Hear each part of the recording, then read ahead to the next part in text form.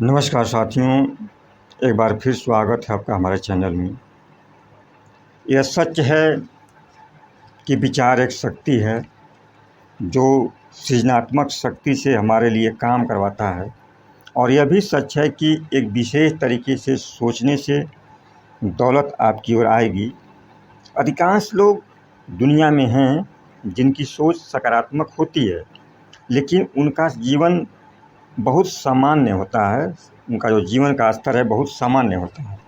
यानी कि अधिकांश लोग चेतन या अचेतन रूप से अपनी इच्छाओं की शक्ति और लगन द्वारा सृजनात्मक शक्तियों को सक्रिय कर देते हैं, लेकिन इसके बाद भी वे गरीब ही बने रहते हैं, क्योंकि जब उनकी मनचाही चीज़ जब उनके पास आती है तो वे उसे पाने के लिए तैयार नहीं होते।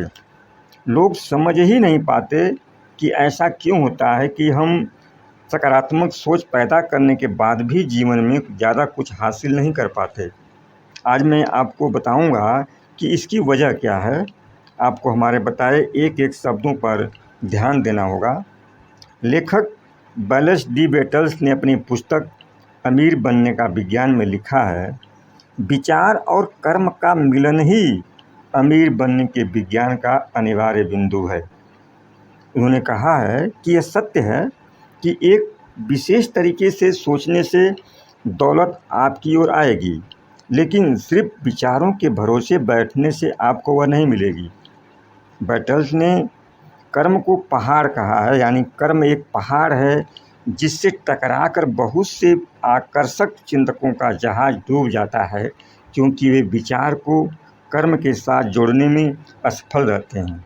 उन्होंने कहा है, धरती पर मानवता अभी विकास की उस अवस्था तक नहीं पहुंची है कि बिना कुछ किए निराकार तत्व से अपनी मनचाही चीज़ पैदा करवा सकें।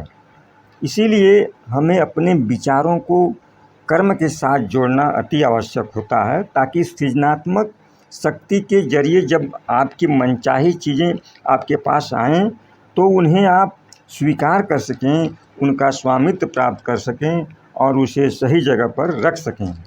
जब किसी भी चीज़ पर आप अपना ध्यान फोकस करते हैं तो आकर्षण के सिद्धांत के तहत वह चीज़ आपकी ओर आती है। जब चीज़ें आपके पास पहुंचेंगी तो वे दूसरों के हाथों में होंगी जो उनके बदले समान मूल्य मांगेंगे, और आप अपनी मनचाही चीज़ तभी पा सकते हैं जब आप उन्हें वह मूल्य दें जिस पर उनका अधिकार है। यानी कि जब हम सकारात्मक विचारों का दोहन करते हैं या अपनी इच्छाओं द्वारा सृजनात्मक शक्तियों को सक्रिय करते हैं या अपनी मनचाही चीज़ों को पाने के लिए अपना ध्यान केंद्रित करते हैं, तो आपकी इच्छित वस्तु आपकी ओर आकर्षित होती है। लेकिन उनको अपनी ओर आने पर कर्म करके ही आप उसे पा सकते हैं।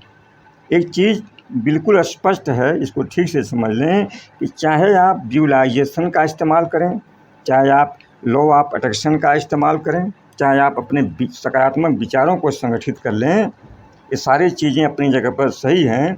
लेकिन जब तक आप अपने अच्छे विचारों के साथ अपने अच्छे कर्म को शामिल नहीं करेंगे, तब तक आप वह परिणाम हासिल नहीं कर पाएंगे जो आप सही मायनों में चाहते हैं।